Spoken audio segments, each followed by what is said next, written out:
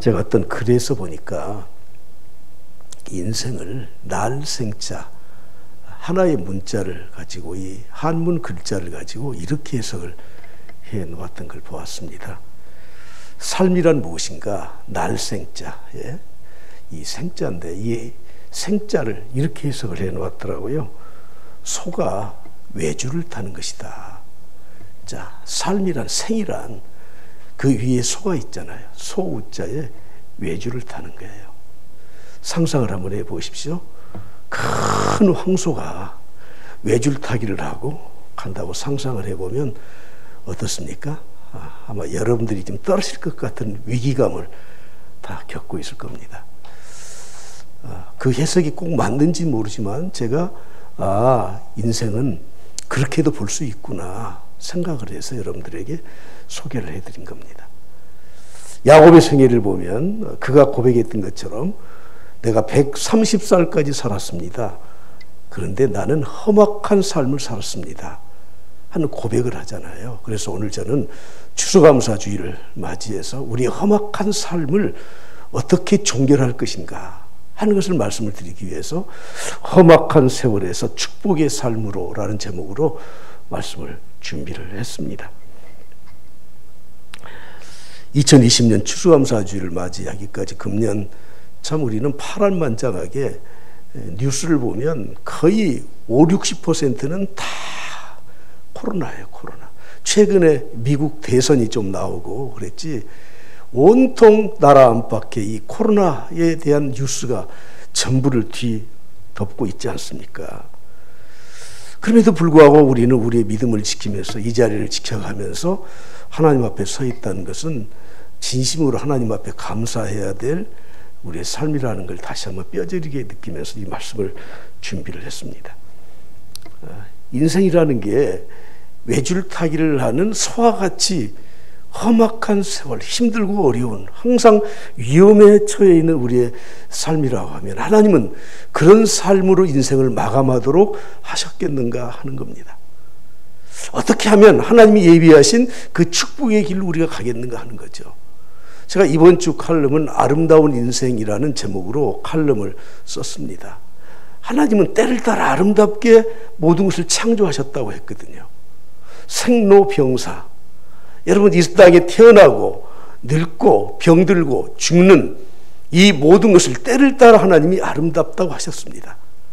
여러분이 봄에 피는 꽃을 보고도 아름답다고 하지만 요즘 낙엽이 지는 이 단풍을 보면서 뭐라고 감탄을 하죠? 어메 아름다운 거. 근데 여러분 잘 생각해 보면 그 낙엽이라는 건 나무의 시체 일부예요.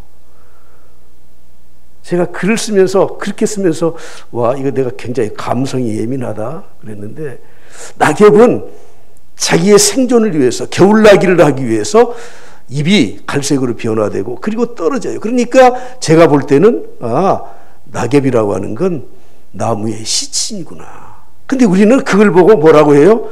와 원더풀 아름답다 멋있다. 하나님은 우리의 인생을 때를 따라 아름답게 창조하셨습니다.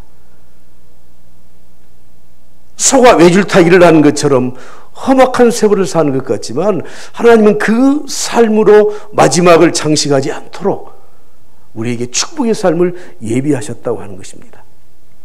먼저 저는 야곱의 생애에 대해서 생각해 보고자 합니다. 야곱은 147세까지 살았는데 제가 150세까지 산다고 하면 사람들이 웃는데요. 성경적이에요.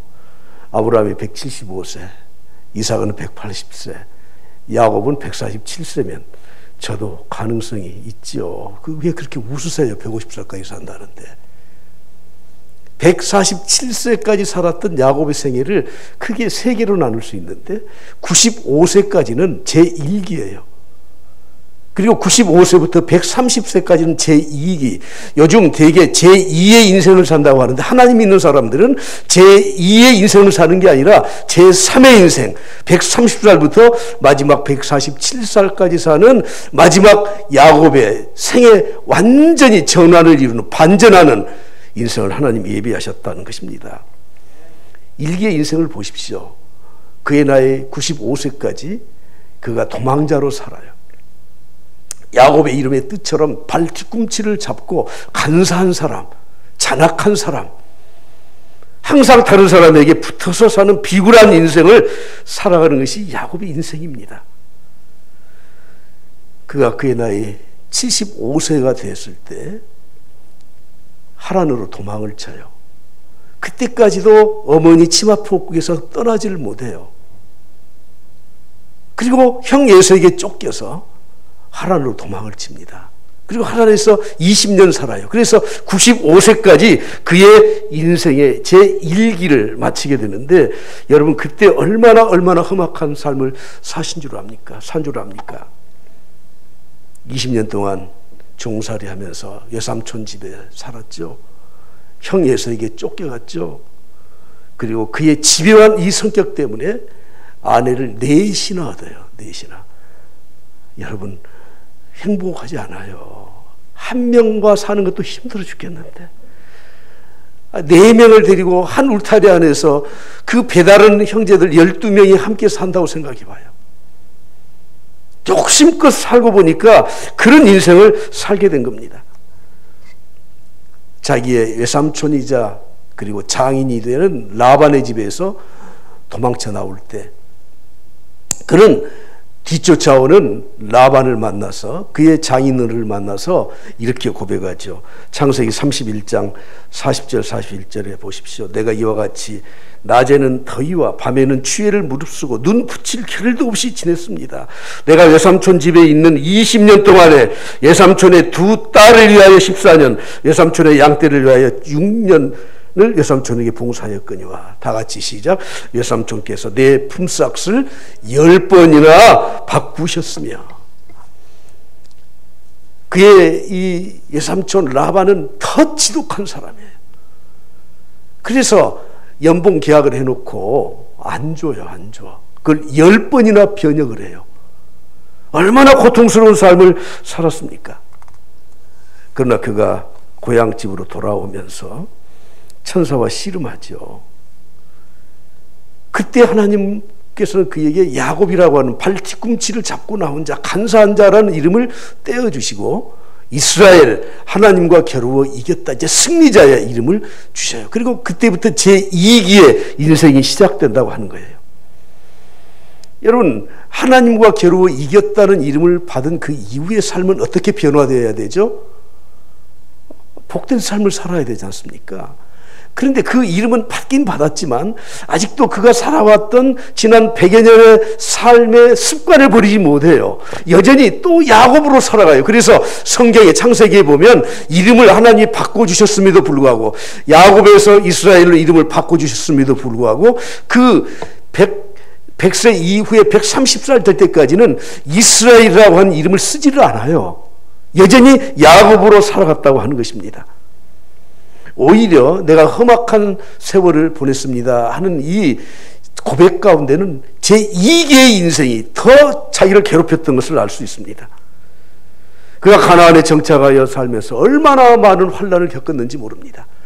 여러분, 여기서 우리가 한 가지 생각해야 될 것은 하나님이 우리에게 이스라엘이라고 하는 이름을 주셨습니다. 하나님의 자녀가 되도록 하셨습니다. 승리자로 살 수 있도록 우리에게 그런 생애의 변화를 허락해 주셨습니다. 그럼에도 불구하고 과거에 내가 야곱으로 살았던 삶을 고치지 않고 여전히 똑같이 살아가게 되면 하나님은 우리에게 더 많은 고통을 가중시킨다는 것을 알아야 됩니다. 히브리서 12장이 말씀하죠. 징계는 다 받는 것이다. 너희에게 그 징계가 없으면 사생자라고 할 것이다. 너희들이 참 아들이기 때문에 너희들이 하나님의 뜻대로 살지 않으니까 너희들에게 징계를 주시지 않느냐, 이렇게 말씀하고 있습니다. 어떤 징계를 받았습니까? 하나님과 약속했죠. 내가 돌아오면 여기로 돌아오겠습니다. 여기가 어디입니까? 베델이에요. 베델은 베드, 집이에요. 엘, 하나님이에요. 하나님의 집이라는 명명을 해놓은 베델로 내가 돌아오겠습니다. 그런데 막상 돌아와서 형 에서를 하나님께서 다 물리쳐 주니까 세겜이라고 하는 곳에 정착을 해버려요. 하나님의 약속에 대해서 20년 전에 약속했던 것을 다 잊어버리고, 아니 일부러 그것을 갖지를 않은지 몰라요. 왜냐하면 그긴 광야거든요. 세겜은 비옥한 땅이에요. 다른 부족들이 거기에 살면서 양을 키우기에 너무 좋아요. 세겜에서 정착을 합니다. 그때 어떤 일이 일어났습니까? 자기의 딸 디나가 바깥 세상 구경하러 갔다가 세겜에 있는 그 족장의 아들에게 강간을 당해요. 비참하게 강간을 당해요. 그것을 또 보복하는 이 유다와 레위가 그들을 속였기 때문에 세겜의 족장 하몰이 주위에 있는 부족들을 데리고 야곱의 가정을 몰살시키러 와요. 그때 하나님 앞에 부르짖죠. 그럴 때 하나님이 딱 한마디 하셔요. 잘 들으셔야 됩니다. 무슨 말 하셨죠?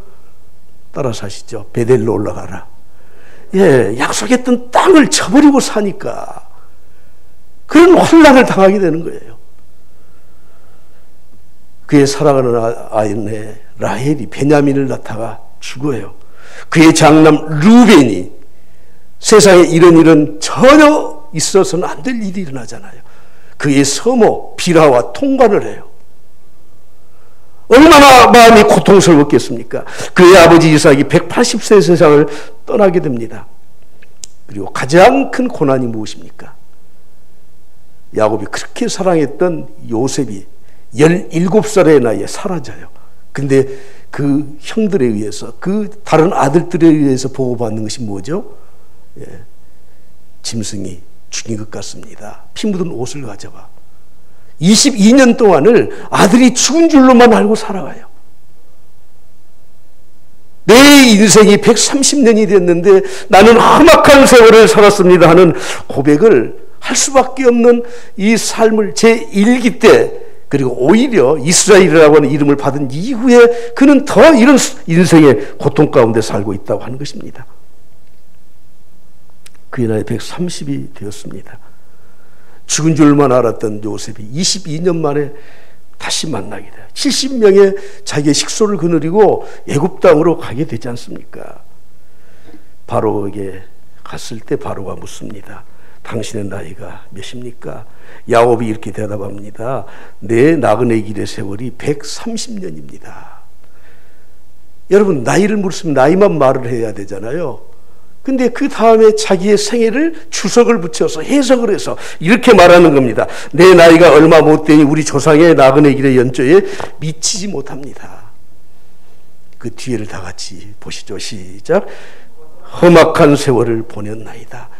130년 동안 험악한 세월을 보냈다는 거예요. 오늘 제목을 험악한 세월에서 축복의 삶으로 라고 제가 제목을 정했는데, 여러분 147세까지 사는 야곱의 생애 가운데 맨 마지막 17년 동안만 험악한 세월을 벗어나서 복된 삶을 살고 있었다고 하는 것입니다. 저는 이렇게 생각을 했습니다.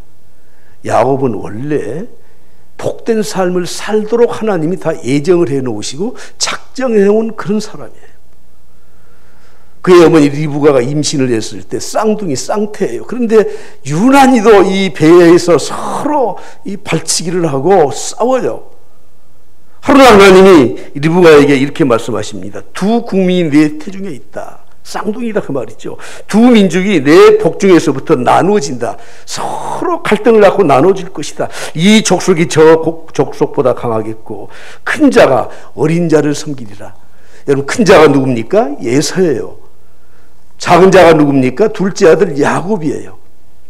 큰 자가 야곱, 작은 자를 섬기리라. 이미 하나님께서는 장자인 에서를 통해서 하나님의 축복을 주시기로 한 것이 아니라 둘째 아들인 야곱에게 하나님의 복된 삶을 살도록 이미 그렇게 다 작정을 해 놓으셨어요. 그렇다면 여러분, 야곱이 태어난 이후에 그런 사실을 어머니에게도 들었고 아버지에게도 들었고 아브라함 밑에서 신앙 훈련도 받고 그랬으면 그냥 하나님의 때를 기다리면서 하나님의 말씀대로만 살면 되지 않습니까? 그런데 자기의 욕심껏 살기 위해서 장자권을 빼앗아오고 아버지를 속이고 도망을 가고 여러분 130년 동안 그렇게 살았던 겁니다. 드디어 자기 아들 요셉을 만나면서 생애 전환기, 마지막 제3기의 인생을 시작하게 된다는 것입니다. 여러분, 야곱이 겪었던 험악한 세월과 그의 아들 요셉이 겪었던 험악한 세월, 요셉이 30세에 총리가 되었으니까 130살까지 살았던 야곱의 세월이 더 험악했는지 아니면 요셉이 30세 될 때까지가 더 험악했는지 한번 생각을 해보셔요. 기간은 훨씬 요셉이 짧죠. 17살에 종으로 팔려가서 30살에 총리가 됐어요. 13년이지만 질적으로 따지면 야곱이 더 험악한 세월을 살았습니까? 요셉이 더 험악한 세월을 살았습니까? 요셉이에요. 요셉은 형들에게 팔려갔어요. 종으로 팔려갔어요. 얼마나 고통스러웠겠습니까? 보디발의 집에서 누명을 쓰고 감옥에 갇혀요. 누가 더 고통스러운 삶을 살았습니까? 예, 저는 요셉이라고 생각합니다. 그러나 야곱은 내가 험악한 세월을 살았습니다 하고 이렇게 고백하지만 성경 어디를 봐도 요셉이 나는 험악한 세월을 살았습니다 이런 고백이 없어요. 그러므로 우리는 우리의 삶에 누구든지 다 어려움을 겪어요. 사업 때문에, 가정 때문에, 사람들 때문에, 참 자기의 실수와 어려운 환경 때문에 우리는 어려움을 겪는데, 그런데 우리의 입에서 내가 험악한 세월을 살았습니다 하는 그런 고통의 인생을 고백하는 사람이 있는가 하면 요셉처럼 더 험한 삶을 살았음에도 불구하고 창세기에서 말씀하는 것처럼 여호와 하나님이 함께 하심으로 형통한 자가 되었다. 그런 고통 중에서 나는 하나님이 나를 도와주셨기 때문에 형통합니다. 아니, 총리가 꼭 되어서 그런 게 아니에요. 이미 야곱은 하나님께로부터 복된 삶을 살도록 이미 예정된 사람이에요. 그러나 요셉은 13년 동안의 종살이와 모진 고통과 어려움과 억울함을 당했음에도 불구하고 그의 입에서 하나님이 나를 도와주셔서 내가 형통하게 살았습니다 하는 고백을 하고 있지 않느냐 그 말이에요. 오히려 야곱이 요셉을 편애했기 때문에 형들에게 더 미움을 받았을 겁니다. 요셉은 17살에 꿈을 꾸었지 않습니까? 그 꿈 때문에 그런 고통을 당했습니다. 그러나 요셉은 흔들리지 않는 믿음으로 하나님만 바라보면서 살았다는 것입니다. 그래서 오히려 야곱이 요셉의 덕을 보지 않습니까? 여러분, 오늘 우리의 인생이 소가 외주를 타는 것처럼 험하고 항상 위험스러운 그런 환경에 살아갑니다. 정도 차이는 있겠죠. 그러나 그 인생을 바라보는 눈은 야곱과 요셉이 다르다는 걸 아셔야 돼요. 아무리 힘들고 어려워도 우리는 하나님 말씀대로 살아갑시다. 할렐루야. 주의 뜻대로 살아갑시다. 그러면 그것이 험악한 세월이 아니에요. 오히려 복된 삶으로 바뀌지 않습니까? 지난 주간에 심정섭이 쓴 1% 유대인의 생각훈련이라는 책을 살펴보았습니다. 심정섭은 지금 강남에서 그 학원가에 학생들에게 정신적 기둥이 될 만한 그런 책들과 그런 강의들을 하는 사람이에요. 서울대에 나와서 그리고 유학을 갔는데 유대인 학교에 유학을 갔대요. 자기가 중고등학교 다닐 때부터 탈무드를 들고 다녔대요. 그래서 도대체 유대인은 어떤 사람일까? 그리고는 유학을 유대인 학교에 갔어요. 유대인 학교에. 랍비 학교에서 공부를 하고 와서 이 책을 썼는데 1% 유대인의 생각훈련이라는 책입니다. 다음 주에나 그 다음에 제가 또 이 책을 주보에 소개를 해드리겠습니다. 근데 유대인의 삶을 그는 몇 가지로 정리를 했는데 가장 중요한 게 이거더라고요. 유대인들의 삶을 야곱의 삶으로 바꿔서 이야기를 했더라고. 근데 야곱의 삶의 첫 번째 중요한 게 무엇입니까? 그렇게 130년 동안 험악한 세월을 살면서도 야곱이 결코 놓지 않았던 게 무엇입니까? 이 사람은 신앙적인 차원에 접근을 한 게 아니에요. 말씀드려요? 기도예요, 기도. 기도해요. 기도의 줄을 절대 놓지를 않아요. 왜 기도하는 겁니까? 내가 할 수 없으니까, 내가 불가능하니까 전능자인 하나님의 능력을 구하는 거예요. 하나님의 축복이 있어야 살겠다는 거예요. 복이 무엇입니까? 하나님이 내려주시는 거예요. 여러분, 오늘 우리들이 정말 이 험악한 세월을 살아가는 이 세상에서 무엇으로 살려고 합니까? 야곱처럼 자기가 열심히 노력하고 속이고 빼앗고 속아 넘어가고, 여러분, 그렇게 해서 복된 삶을 사는 게 절대 아니에요. 하나님이 도와주셔야 돼요. 우리 조상들도 이 지혜는 가지고 있었지 않습니까? 하늘이 도와야 돼. 부자는 하늘이 내는 거야. 믿지 않았을 때에도 우리 조상들은 그들의 삶을 통해서 지혜를 얻은 게 그거예요. 우리 인생은 내 뜻대로 살아가는 것이 아니다. 하나님이 도와주셔야 된다. 그런데 우리는 믿는 성도들이라고 하면서 인간의 계산대로만 살아갑니다. 내 의지와 노력으로 무엇을 할 수 있을 것이라고 생각합니다. 사랑하는 성도 여러분, 우리가 생애의 전화를 맞이하기 위해서는 하나님 앞에 엎드려야 돼요. 할렐루야. 하나님 앞에 엎드려야 돼요. 작정하면서 엎드려야 돼요. 제 3계 인생은 축복의 인생입니다. 족장들의 삶의 특징을 한마디로 말한다면 복된 삶, 축복이라고 말할 수 있습니다. 축복은 내가 쟁취해서 얻어내는 게 아니에요. 하나님이 하늘에서 내려주시는 것입니다. 여러분 보십시오. 그 아브라함과 이삭과 야곱, 이들이 하나님께서 복을 주셨는데 야곱을 지키셨기 때문에 130년 동안 버텼던 거예요. 이 어린 요셉을 하나님이 지켜주셨기에 그가 흔들리지 않는 믿음을 가지고 하나님이 함께 하심으로 형통한 자가 되어서 살았던 겁니다. 하나님이 그에게 지혜와 총명을 주셨던 것입니다. 하나님이 아브라함에게 주시기로 한 이 약속을 이삭과 야곱에게까지 그 약속을 주셨기 때문에 그들이 복된 삶을 살아가게 되었던 것입니다. 하나님이 그런 고통을 통해서 요셉을 연단시키시고 올바른 훌륭한 인격자로 세우셨기 때문에 요셉이 총리가 된 것입니다. 야곱은 그의 할아버지 아브라함 밑에서 15살까지 살았습니다. 야곱의 나이 15살에 그의 할아버지 아브라함이 세상을 떠났습니다. 어린 시절에 할아버지 품에서 뭘 들었겠습니까? 아브라함은 딱 한마디밖에 할 말이 없어요.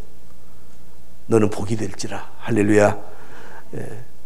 복의 근원 되신 하나님에 대해서 아브라함이 손자 야곱에게 가르쳤을 겁니다. 하나님은 천사를 보내서 약복광변에서 씨름을 해주시는데, 여러분, 천사가 이겨요? 야곱이 이겨요? 예? 한번 해보시면 좋겠는데, 99살, 95세 된 야곱이 천사와 씨름하는데 누가 이기겠냐고요? 하나님이 져주신 거예요.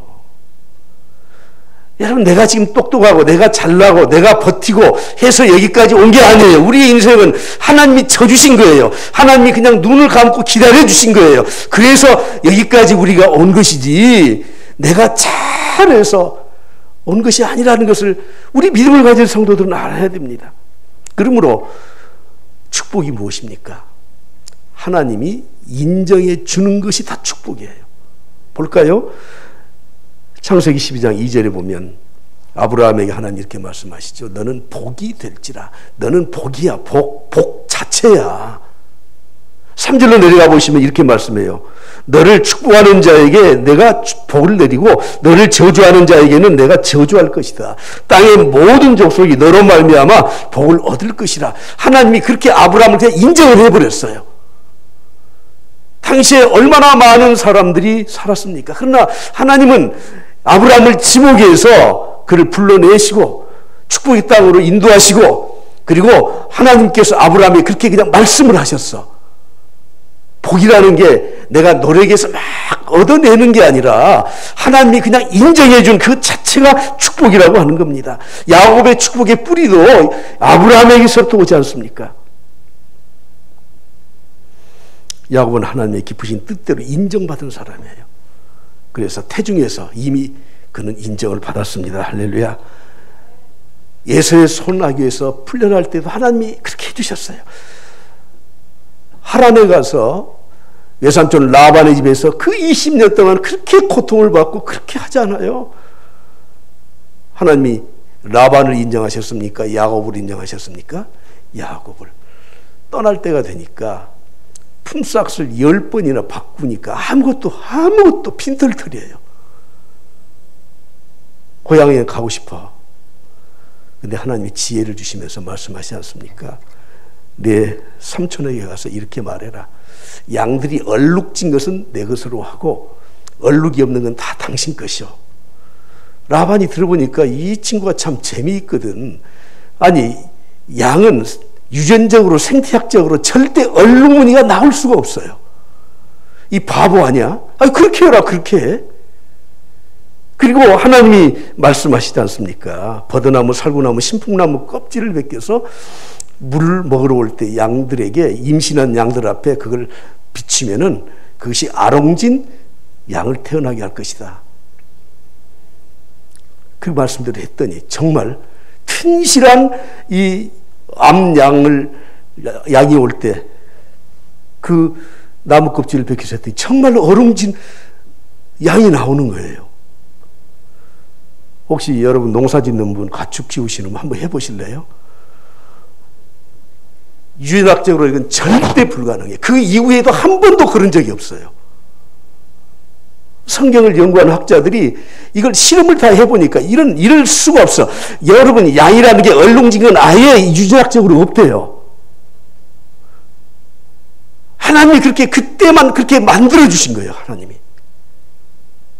저는 너무 감탄을 해서 열을 올리고 말씀을 드리는데, 하나님이 인정을 해주셨어요. 라반을 인정해 주셨어요. 야곱을 인정해 주셨어요. 야곱을 축복이라는 건 하나님께 인정받는 겁니다. 인정받는 거. 자기 형 예서가 군사 400명을 이끌고 와요. 이놈 이제 잘 됐다. 죽여야 되겠다. 20년 동안 너 기다렸다. 근데 갑자기 예서의 마음이 바뀌어버려요. 성경을 자세히 보셔요. 야곱은 굉장히 여러 가지 작전을 쓰지만 그 작전 때문에 예서가 포기한 게 아니라는 거 아셔야 돼요. 예서가 지금 죽일 마음이 있는데 양 몇 마리 좀 몇백 마리 받았다고 마음이 풀어져요?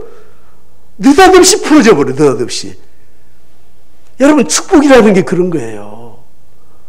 혹시 여러분들이 사업을 하면서 경쟁사나 여러 사람들이 많이 있잖아요. 하나님 앞에 기도하시라고요. 그러면 하나님이 내 손을 들어주시면 그것이 축복의 열매를 맺게 되는 거예요. 할렐루야. 하나님이 인정해 주는 게 축복이라니까요. 세겜 땅에서 족장 하몰에게 죽임을 당하려고 할 때 누구 손을 들어줬어요? 하몰이에요? 야곱이에요? 야곱의 손을 들어줘. 천사를 보내셔서까지도 야곱의 손을 들어주셔요. 와, 저는 이 말씀을 보면서 축복이란 이런 것이구나. 하나님이 내 편에 있는 것이고 하나님이 나를 인정해 주시는 것이구나. 이 말씀을 듣는 여러분들, 오늘 추수감사주의를 맞이해서 하나님께 인정받는 하나님의 백성들이 되기를 간절히 축복합니다. 그런데 야곱이 천사와 씨름하면서 이렇게 말하죠. 32장 26절의 말씀이에요. 자, 당신이 내게 축복하지 않으면 가게 하지 않게 하였나이다. 나는 아무리 생각해도 야곱이 무슨 배짱으로 이런 말을 했는지 모르겠어. 지가 복받을 짓을 했습니까? 근데 아무튼 야곱은 딱 붙들면 그의 성품도 그렇지만 하나님 앞에 엎드려 기도하고 하는 이 모습을 보면은 이 하나님께서 천사 당신이 내게 축복하지 않으면 나는 절대 놓지 않습니다. 여러분, 이런 확신과 부르짖음이 있어야 된다는 것입니다. 오늘 마지막 결론으로 드리고 싶은 말씀입니다. 우리 모두가 다 외줄타기를 하는 소와 같이 인생을 살아갑니다. 특히 특히 코로나 이 전국에는 다 힘들어요. 험악한 세월을 어떻게 살아가시려고 합니까? 인생의 마지막 제3기, 성경에는 제2의 인생이 아니라 제3의 인생이 다시 펼쳐져야 되는 겁니다. 나를 택하셨다. 나는 복된 자녀다. 꼭 아멘을 해야 아멘을 따라서 하시고, 그리고 확신이 있어야 돼요. 그래, 나는 내 인생은 망하고 싶어도 망하지 않아. 하나님이 내 귀 뒤에 계셔. 그러면 어떻게 해야 돼요? 하나님께 부르짖어야 돼요. 나는 절대 놓지 않습니다. 그럴 때 하나님께서 그의 인생을 회복시켜 주시고 계시다는 것입니다. 그렇게 사는 우리 인생은 다른 사람의 축복의 통로가 되어야 되잖아요. 나만 복받는 사람이 아니에요. 나에게 주신 하나님의 은혜와 축복이 넘쳐나서 내가 만나는 사람, 나를 아는 사람, 나를 통해서 살아가는 모든 사람들에게 축복의 통로로 살아가야 합니다. 어떤 초등학생이 글을 썼는데 참 우리가 반성을 해야 돼서 제가 이걸 소개할 테니까 너무 언짢아하지 마십시오. 나는 엄마가 있어서 좋다. 나를 예뻐해 주시니까. 우리 집에 냉장고가 있어서 좋다. 나에게 먹을 것을 주니까. 나는 우리 집 강아지가 좋다. 나와 놀아주니까. 그런데 아빠는 뭐 하는 사람이야? 아빠는 왜 있는지 모르겠다. 여러분 왜 사십니까? 예? 냉장고는 음식이라도 넣어놓지. 나 때문에 손해보는 사람이 있어요? 그리스도인의 삶이 아니에요. 나 때문에 덕보는 사람이 많아야 돼. 내가 축복의 통로가 되어줘야 돼요. 우리는 이미 복받은 사람이에요. 내가 복을 받고 산다면 그 하나님의 축복의 통로가 되길 바랍니다. 할렐루야. 나 때문에 예수 믿고 나 때문에 교회 나오고 나 때문에 인생이 바꿔질 수 있도록 우리는 그렇게 살아가야 되는 것이 그리스도인이라고 저는 생각합니다. 야곱을 보십시오. 나이 130배 험악한 세월을 산 그의 인생이 어떤 모습이겠어요? 예, 촌노, 정말 보잘것없는 노인이에요. 근데 오늘 본문의 말씀 보면은 7절에 이렇게 말씀하죠. 야곱이 바로에게 뭘 해요? 축복을 한다니까요. 뭘 한다고요?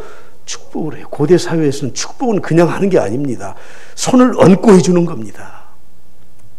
10절에 바로를 만난 이후에 또 나오면서 어떻게 해요? 야곱이 바로에게 축복하고 그 앞에서 나오니라. 이야, 당당하지 않습니까? 여러분의 인생이 복된 인생을 살기 바랍니다. 그리고 축복해주는 축복의 통로가 되길 그리스도로 간절히 축복합니다. 요셉이 자기 두 아들을 데리고 자기 아버지 야곱에게 가죠. 아버지가 아프다니까 곧 돌아가실 때가 됐구나.